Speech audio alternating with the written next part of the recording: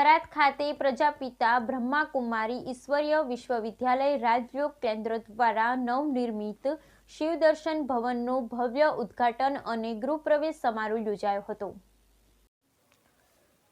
થરાદ ખાતે પ્રજાપિતા બ્રહ્માકુમારી ઈશ્વરીય વિશ્વવિદ્યાલય રાજયોગ કેન્દ્ર દ્વારા નવનિર્મિત શિવદર્શન ભવનનું ભવ્ય ઉદ્ઘાટન અને ગૃહપ્રવેશ સમારોહ યોજાયો હતો।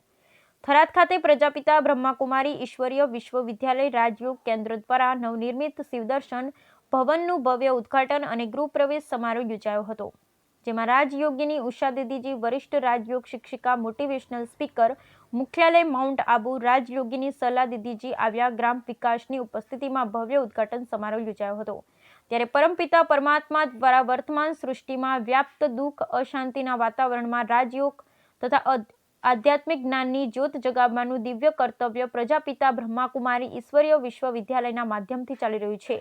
રાજયોગ કેન્દ્ર થરાદ દ્વારા છેલ્લા 13 વર્ષથી થરાદ તથા આજુબાજુની ગ્રામીણ ક્ષેત્રમાં સર્વના સહકારથી આ કાર્ય ચાલી રહ્યું છે। સંસ્થાના નવીન ભવન શિવદર્શન ભવનનો લોકાર્પણ સમારોહમાં રેવાપુરી બાપજી, રામલખનદાસજી સહિત ભવન માટે સહયોગી બનનાર દાતાઓ તેમજ રાજકીય અને સામાજિક આગેવાનો ઉપસ્થિત રહ્યા હતા।